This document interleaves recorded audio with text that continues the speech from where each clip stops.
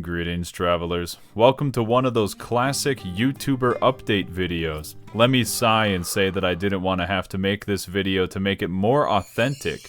I assure you it's not that serious, but I do want to say some stuff, publicly, on my most major platform. If you are not up to date on chair lore, I had a Discord server that I blew up in a public emotional meltdown, to make that sound a lot more exciting and interesting than it actually was. Which is just that I wanted to distance myself from it at the time, and then I wondered why I even had it in the first place. Of course, Ellie and many others looked at me and said I didn't have to delete the whole thing if all I wanted to do was distance myself, and they were absolutely right. Despite being 178 years old, I still lack experience, and honestly, I had a pretty childish and idealistic idea of what I could make it be. So, why is it back? Well, have a seat over there, traveler. Let me tell you a story. There I was, being sarcastic in my own voice chat, in my own Discord, making some people laugh because I'm a real funny guy, and some dude strolls in and goes, "Chair, your Final Fantasy XIV videos are so good.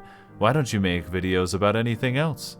And all I could say to this man was, I do.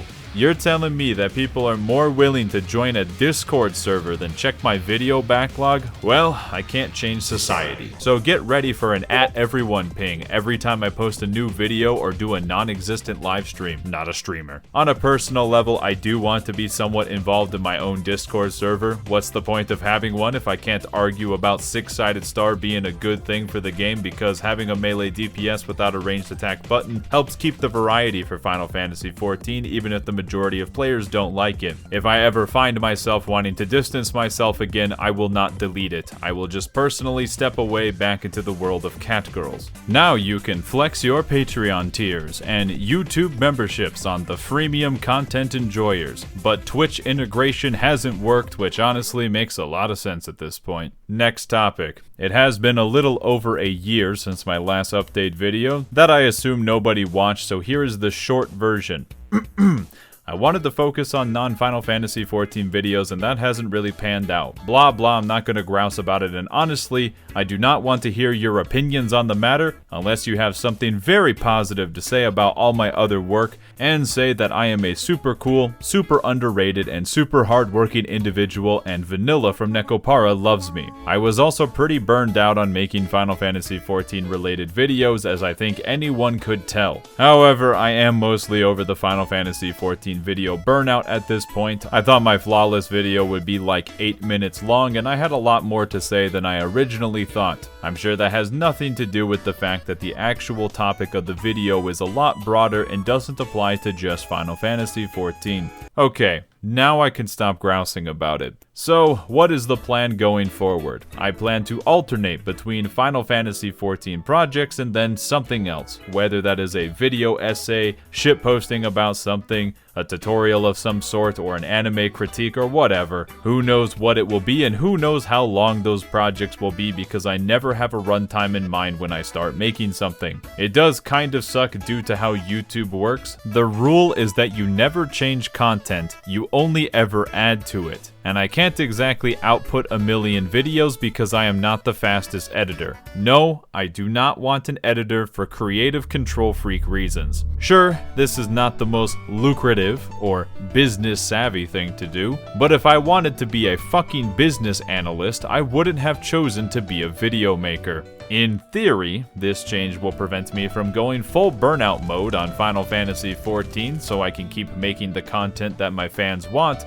and keep putting effort into it, while simultaneously trying to build up and expand my other backlog on the side and continue to roll the dice that something will eventually get picked up. My hope is that this is a happy, mediocre middle ground for every traveler, where you accept that my other projects are a necessary evil so that I can say, Final Fantasy XIV could be better. The real goal here is that at some point down the line, I can become one of your favorite YouTubers, in parentheses, general, and not just your favorite Final Fantasy XIV YouTuber. Whew, that's a pretty damn high bar to set for myself. I must be feeling a lot less pragmatic than usual. You're telling me that my personality and style isn't as palatable to the wider, more general audiences? Impossible. Everybody loves me. Next topic. Since I have been asked behind the scenes multiple times, reaction content. Be careful. If you say it 3 times fast, XQC will manifest behind you. It is publicly known that I was a reaction content hater before it was cool, and before it becomes uncool yet again. I have seen this cycle happen like 4 times over the course of the internet's history, and I expect it to repeat again. Here's the deal. People will try to reference copyright laws, but those can change, and I'm going to approach this from a moral perspective.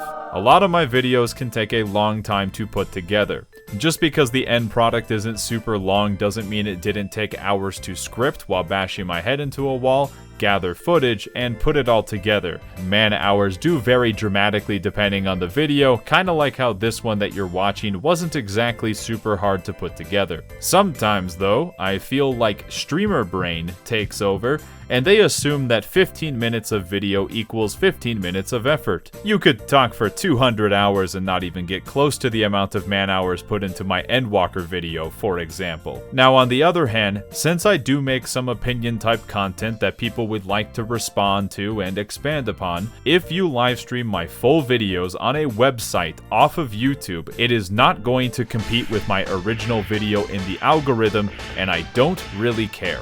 I don't stand to benefit much, but I don't stand to lose much either. In fact, if you send your Twitch army over to leave a like and click off of the video immediately, it actually suppresses the video. Yeah, it's fucked up, but I'm not here to talk about that. I can set an arbitrary value and say that if you include clips in your reaction, response, critique video, to try to limit it to about 20% of the original video at most. Use your best judgment and think about what is necessary for your insights. The sad truth of the matter is that there still needs to be a reason to get people to watch the original video, because that's how I expand my brand. I know it's not exactly politically correct, but I do want people to watch my videos and enjoy them. This is how I can make it more likely that my content gets recommended to people who would actually like it. This is different from my stance in the past. Nowadays, if you re-upload my entire video in the response drama chain, what will I do? Absolutely fucking nothing. It is a massive headache to deal with any of that, both behind the scenes and in public. So the worst thing that'll happen is I will have a negative opinion of your character. Oh no. That, and by reacting to my content, your soul does now belong to me. How come none of you reaction tubers are promoting my other content? That's where all of this so-called exposure is currently needed. Of the people who have asked me directly ahead of time, I have never said no, because they had the decency to ask. But they usually have an issue with the soul selling part, which is very funny, since you do have to be a sellout to make reaction content in the first place. Just like how if you see me making more rage bait reaction response content, you know that I currently need money. With all of that, I believe you are now up to speed on your favorite Seth, Maxor, Mandalore clone. It's honestly hard to keep up with all of my personalities at this point. Sometimes I like to pretend that I am the most misshapen chair type YouTuber who has multiple influences from multiple places, both on and offline, over the course of many years, which culminate into shaping both who I am as a person and what I make. But if I say that, then I'm an H-Bomber Guy clone, and I'll be damned if anyone accuses me of liking Dark Souls 2. Now let's get out there and look forward to my next Risk of Rain video.